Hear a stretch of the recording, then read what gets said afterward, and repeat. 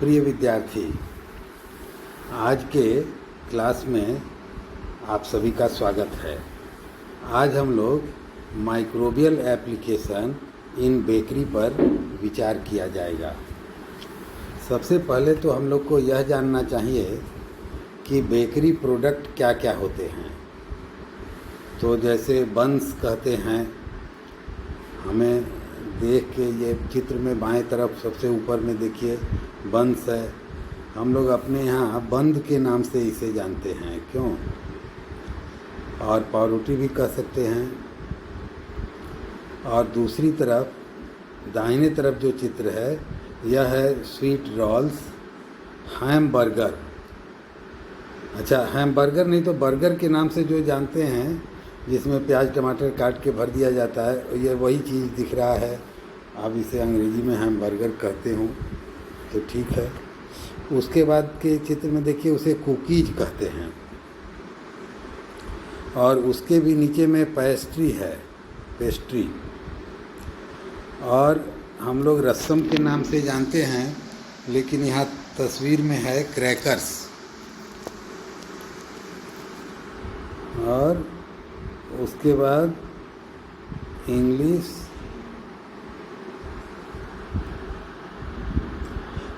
Muffin के नाम से भी देखिए इसे बोला जा रहा है, तो इंग्लिश मफ़िन। और हॉट डग बंस, मफ़िन के इंग्लिश मफ़िन के बगल में है हॉट डग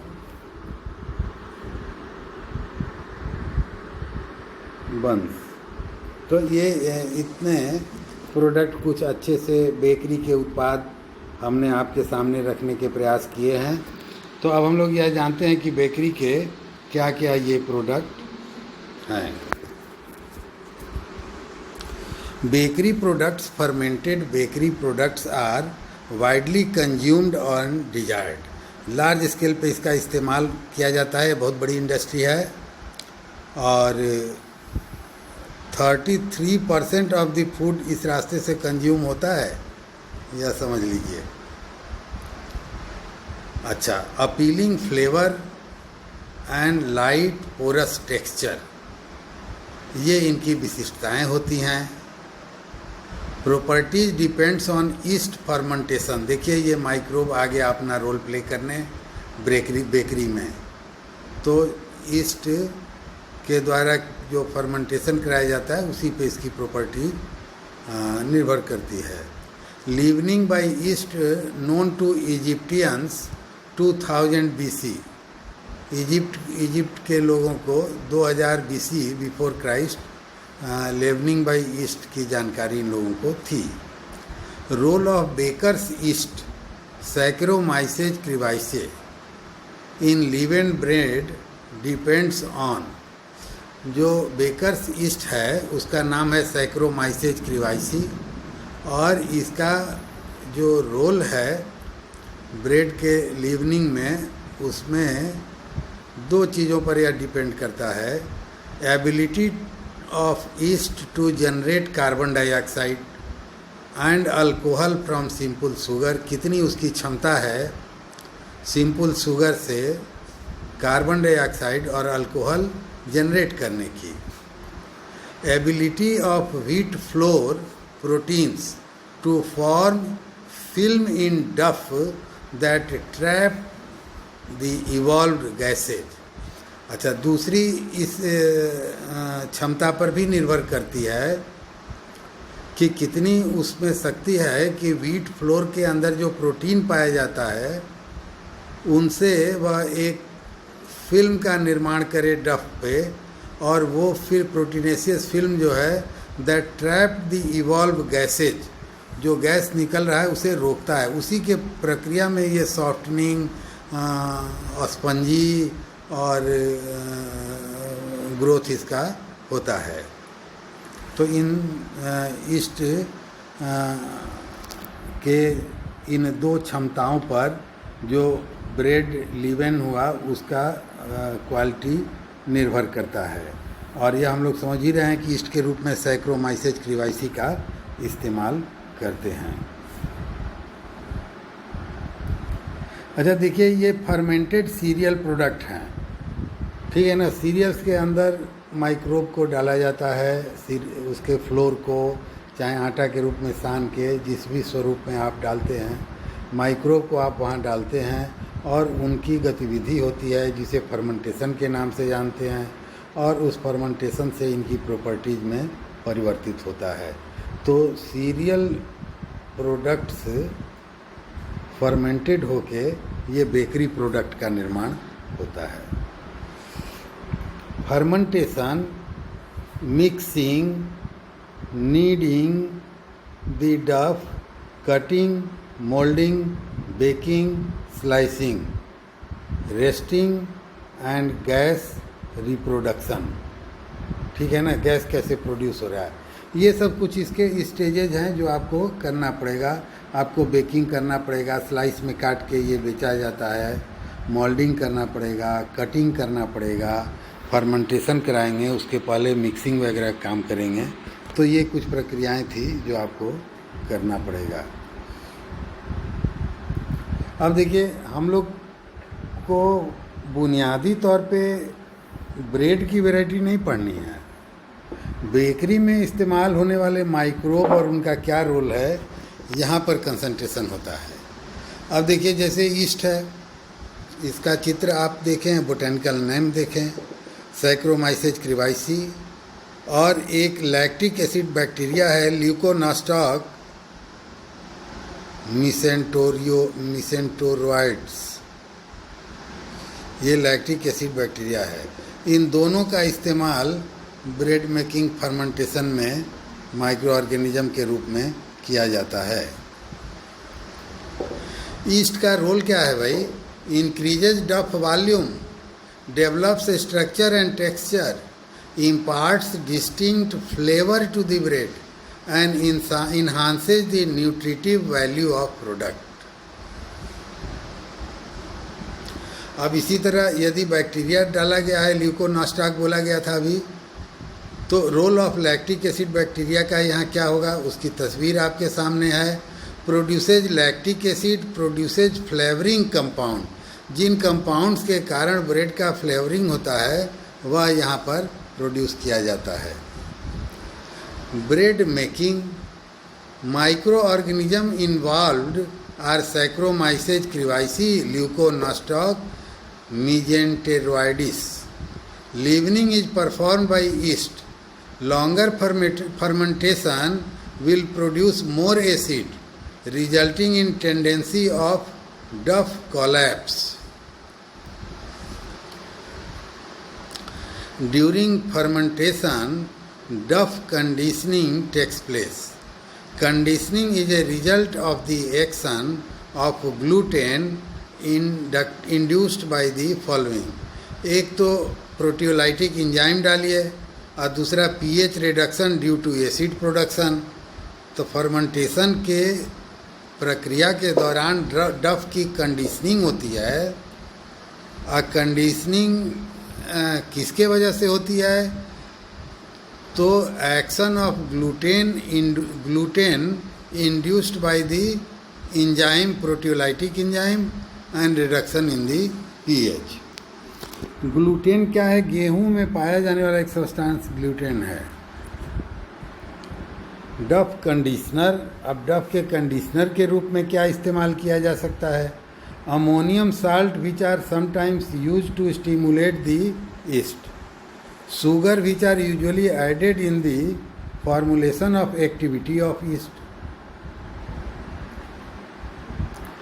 अब देखिए, ईस्ट वहाँ काम करता है तो क्या करेगा? शुगर आप भी आपने डाला है, नेचुरल जो होगा वो होगा ही, पर आप ऐड कर देते हैं थोड़ा। तो अब rate of gas production by yeast can be increased by the addition of the following. अब जो गैस निकल रहा है फर्मेंटेशन की प्रक्रिया में, उसमें इंक्रीज डिक्रीज उसे रेगुलेट आप कर सकते हैं। इसके लिए आप क्या इस्तेमाल करेंगे? मोर ईस्ट, शुगर और amylase bearing malt, yeast food. On the other hand, gas production is decrease by the following: salt addition, addition of too much yeast food, use of too high और too low temperature. तो इसमें आपको ये conditions सामने हैं जिसके द्वारा आप गैस प्रोडक्शन के दर को, कार्बन डाइऑक्साइड प्रोडक्शन के फर्मेंटेशन में ईस्ट के द्वारा आप उसकी गति को नियंत्रित कर सकते हैं इनके इस्तेमाल से, कम भी और ज़्यादा भी।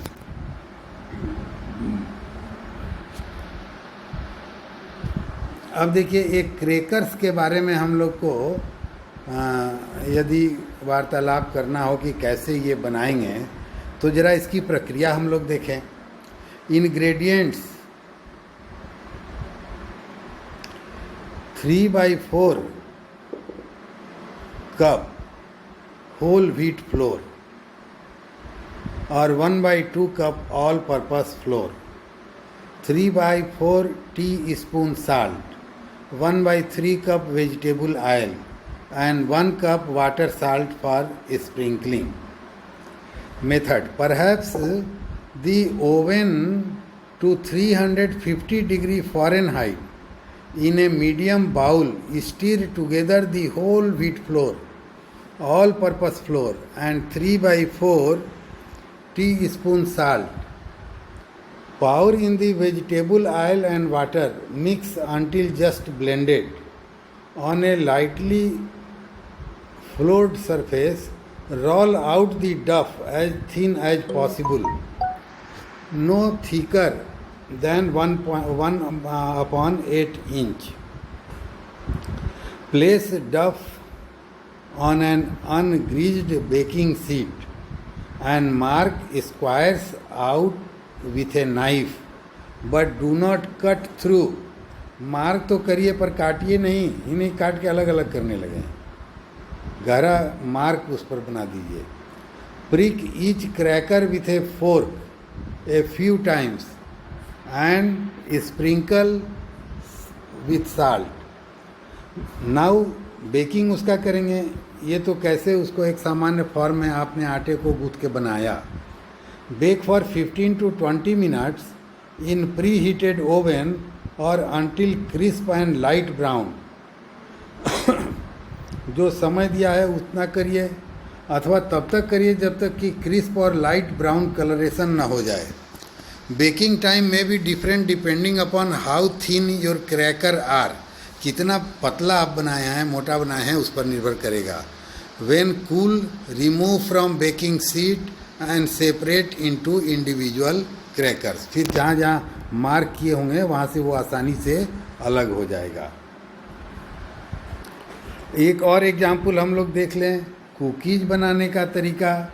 Ingredients 1 cup vegetable oil, 1 cup butter softened, 1 cup white sugar, 1 cup packeted brown sugar, 1 egg, 2 teaspoon vanilla extract, 1/2 cup all purpose flour, 1 teaspoon baking soda, 1 teaspoon salt, 1 cup corn flake cereal, 1 cup rolled oat, 1 cup chopped walnut and 1 cup flaked coconut. Cookies बनाने के लिए ये ingredient की आपको ज़रूरत पड़ेगी। अब देखिए मेथड क्या है। Preheat oven to 375 degree Fahrenheit. Oven को 375 डिग्री फ़ारेनहाइट पर सेट करिए। Beat butter and sugar until fluffy. Slowly add oil and beat until oil is well incorporated.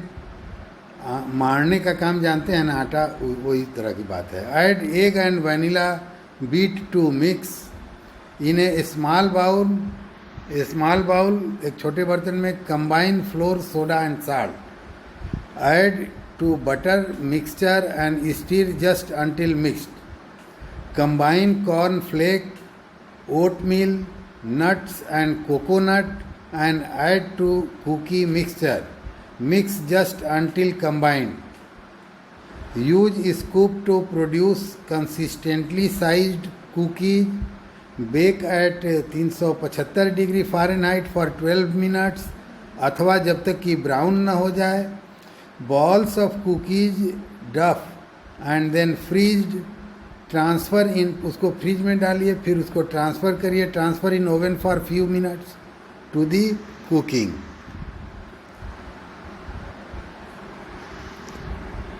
तो ये प्रक्रिया हम लोगों ने इन्वॉल्व किया और इसमें हम लोग ये देखने का प्रयास किए हैं कि दो बेकरी के प्रोडक्ट कैसे बनाते हैं, क्या क्या इंग्रेडिएंट्स वगैरह है, उसकी थोड़ा जानकारी हो जाए।